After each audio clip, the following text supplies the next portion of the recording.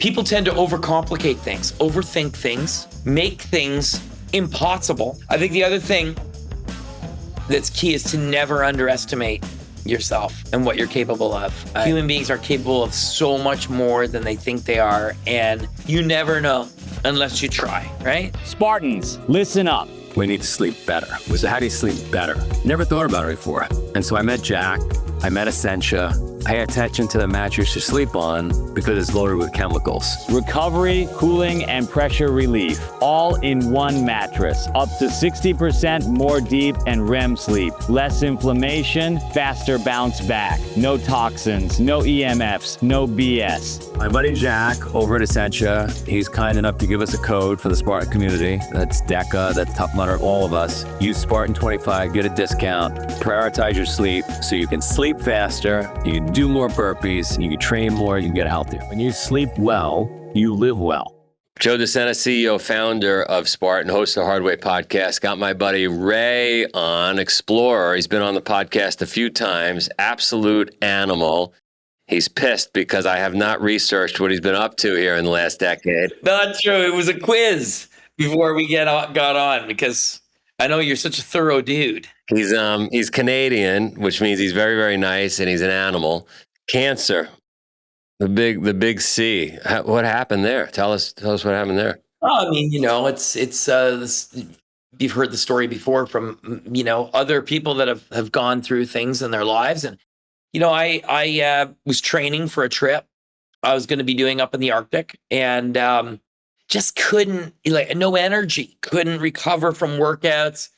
Then found myself forgetting where I was or having to nap several times a day, just crazy stuff, feeling like a bag of shit most of the time. And so my wife got sick of hearing about it. And she's like, go to the doctor. And I'm sure you're kind of the same. You just hate going to the doctor, right? So, all right, I'll go to the doctor. And lo and behold, long story short, through a series of blood tests, because they couldn't figure out what was wrong with me, I have this really rare form of blood cancer. So they're like, you're severely anemic. Your blood is thickened with dead cancer cells because of the type of cancer that I have. You got to have 6 months of chemo and the monoclonal therapy. So I went through that whole thing, but came out the other end in a remission. There's no cure, but in a remission and I've been at it ever since. It's been a few years now, and feeling in the best shape of my life. It's really amazing to go through something that, well, interestingly though, even when I was first diagnosed and I knew I was up against this thing, I'm so grateful for my career and what I do with expedition and adventure and the 40-some, it's been a long time since you and I chatted. I've done 40-some odd expeditions all over the world, hottest and coldest places. I've had a lot of close calls.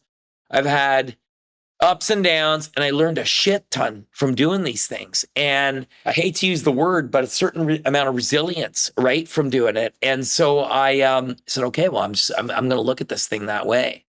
And instead of just succumbing to the 6 months and just feeling like shit all the time, which I was allergic to the monoclonal drugs and all the rest of it, I had these 25-day cycles in between treatments, and I would go and do something. I went with one of my daughters to the Mojave. We went running. I went off into the Arctic and did a smaller project. I just was around. I just committed myself to doing something every month, to being in the best possible shape mentally and physically that I could for the next round of chemo. What do you recommend for folks that are on the couch, the civilians out there they don't maybe have what you have, which is this ability to fight through, bite on a stick and get through cancer as if it's just an adventure? Well, it's a good question. I think that though, I take a different perspective. I believe that everyone has in them the ability to exceed limits, right? I know that sounds corny, but human beings, in my experience, we are unbelievable at underestimating ourselves physically, mentally, emotionally.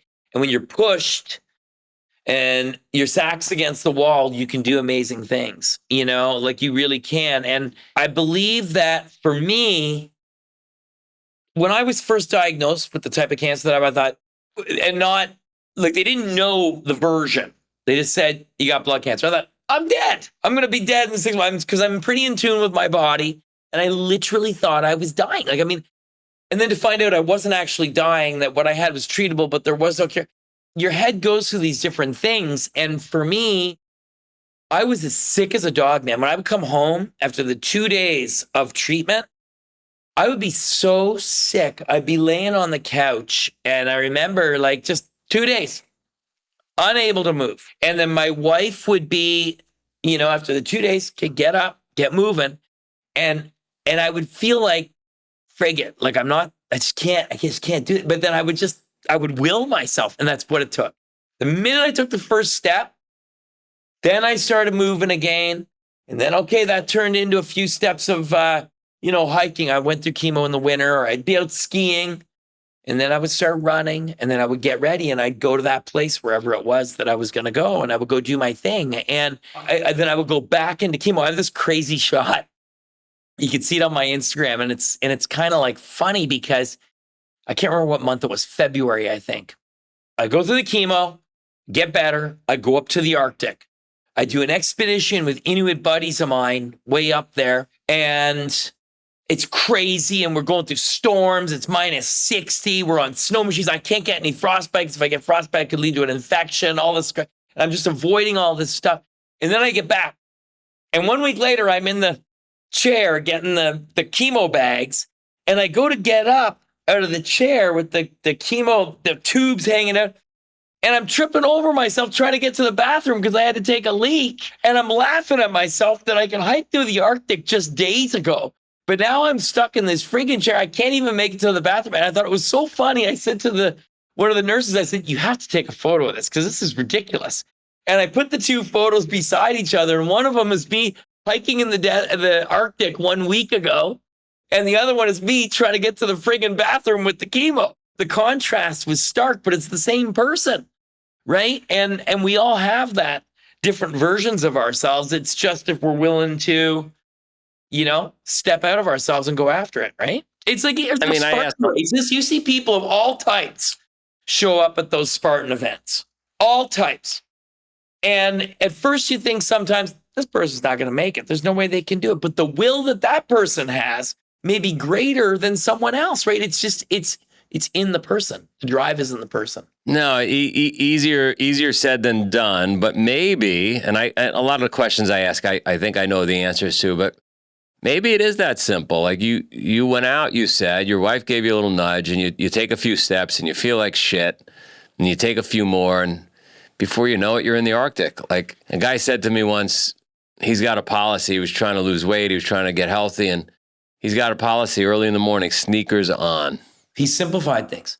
People tend to overcomplicate things, overthink things, make things impossible, talk themselves out of doing things before even trying. Determining all of the failure points and predicting failure before you even get a chance to try. And so the guys simplified it completely down to, I'll put my shoes on, and once the shoes are on, it's go. Like when somebody asks me when I'm on expedition and something goes wrong, you get an injury, what do you do about it? And I said, well, first of all, I ask myself one simple question. Are you stopping or are you going? And everything precipitates from there, from that one decision, because they simplify and distill it down to that. I think that's a great sentence and question for us to all use in life. Are you stopping or are you going? Yeah, there's only one answer to either end of that, and you got to commit to it. Let's talk about expeditions up north. Why? Yeah, it's a good question. I don't really like the cold, even though I'm Canadian. I have a hard time with the cold. And ever since my kids were little, they'd say to me, Dad, it's only as cold as you dress for it. But that's not true. When it's minus 100 billion in the wind, it's dark in the Arctic, and you don't know if there's polar bears around. I mean, half the trips I've done, like half the expeditions I've done, have been in the hottest places on Earth at the hottest time of year, and the other half are in the coldest places on Earth, coldest time of year. So as you know, I've been across Siberia, I've been across Kamchatka, the Canadian Arctic, numerous times in winter in various areas on expedition. But the latest trip that I just did on Ellesmere Island, if you look at a map for your listeners, it's that landmass at the very, very top of North America, little point. So I was way up there doing an overland expedition, skiing and pulling all of our gear supplies over the course of a little less than a month. myself and a guy named Kevin Vallely, who I went to the South Pole with in 2009. Man, it was friggin' cold every day. It was relentless. -40 in the morning, -40 at night. And the only thing that made that temperature change was how windy it was. And then it went even further south on the thermometer, right? So, but you know what? Arctic in winter is one of the most beautiful places you've ever seen. If you can get your head around the cold and get it, the sky has like a pinkish purple hue. The sun is breaking the horizon and it stays up only a little bit. It goes back down again, but it's like magic hour perpetually in that daylight time. The wildlife is amazing. I have many friends that live in Nunavut in the Canadian Arctic. I mean, it's just an extraordinary place. And I've done a lot of overland Arctic expeditions. So a lot of time when you see Arctic expeditions, you see them on ice, on sea ice. I'm going overland through mountains and valleys and seeing amazing things. On this last expedition, Joe, on Ellesmere Island, there are 200 Arctic wolves left in existence. They're gone, right? And our Inuit buddies were telling us, you guys will be lucky if you see one wolf.